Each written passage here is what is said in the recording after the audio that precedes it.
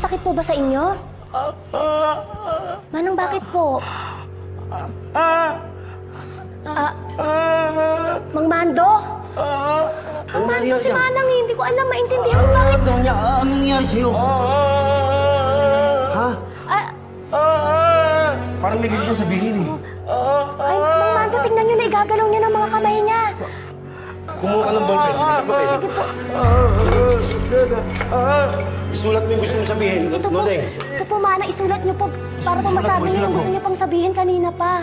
Sige na po. Pilitin niyo po, Manang.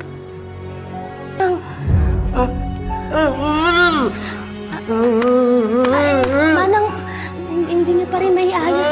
Pero may gusto siya sabihin eh. Loling, ano ba gusto mo sabihin? Ha? Loling. Manang, ano po ba yun? Mamaya gusto ipahiwatig nito.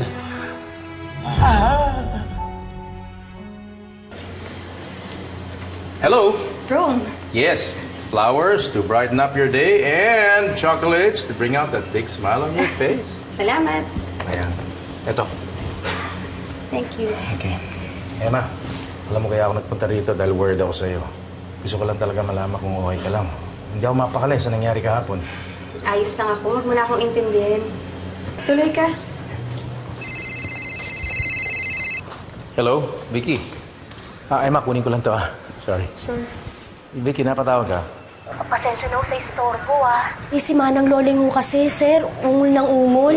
Baka naman nagugutom siya o may masakit ang katawan niya. Ginawa na ho namin ng lahat, sir, ungol pa rin ho siya ng ungol, Hindi naman ho siya dating ganun.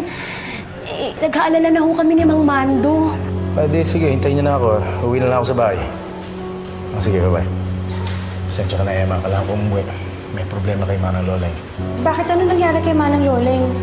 Mabuti pa sumama ka na lang sa akin para makita mo si Manang Loling. Naku, gustuhin ko man nandun yung mama mo. Ako nang bahala doon. Halika na.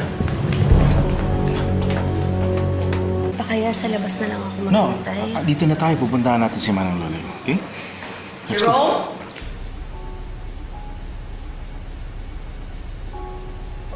What is she doing here? Madadalawin namin si Manang Loling. Kanina pa daw siya ungol ng ungol. Parang meron siyang gusto sabihin. Pupunta lang kami doon.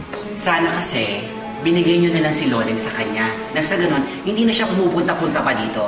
Pinag-usapan na natin to. Tayo mag-aalaga sa kanya at hindi na rin naiiba si Manang Loling kay Emma. Okay, so if you excuse us...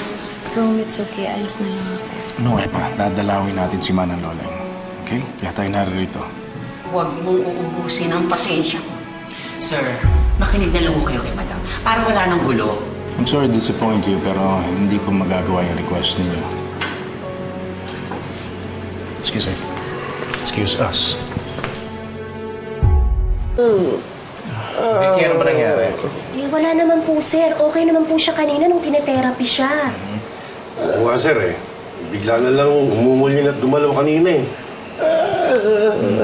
Manang, nandito na ho kami ni Emma. Okay? Dinadalaw namin kayo. Nang, may problema po ba? May masakit po ba sa inyo? Ano ho yun? Sige. Naiaangat niya yung kamay niya. Nagagalaw na ni Manang yung kamay niya, Ano ba yun? Ito?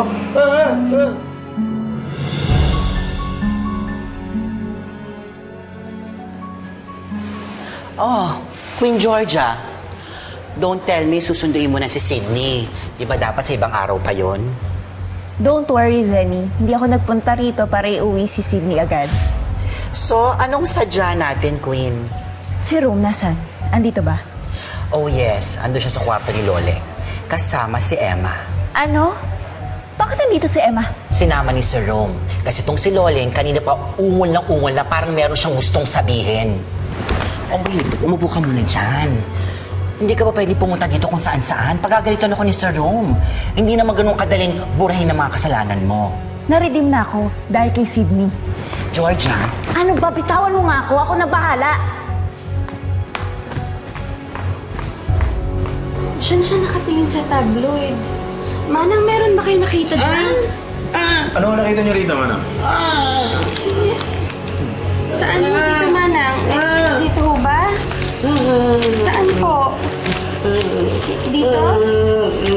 Saan? Ano po? Ano ba? Dito?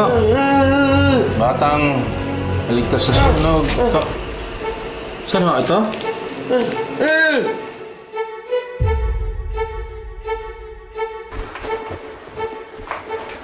Ma'am, saan kayo pupunta? Andun sa loob si Rom. Gusto ko siyang makausap, kaya tumabi ka dyan. Ma'am, busy po sila dun sa loob. Sa salas na lang kayo mag-antay.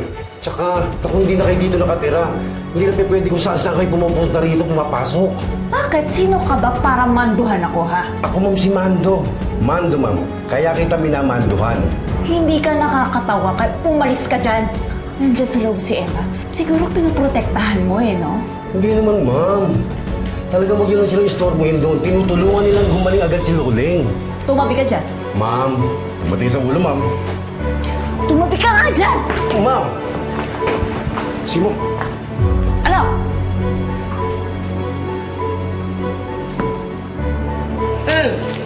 Milan. Si Milan? Ano mo tungkol kay Milan? Yan ang pagkakawala ni Milan. Tsaka siguro, gusto siguro niyang alagaan si Milan. Buhay pa siya. Naglalaro pa sila ng Sydney ngayon.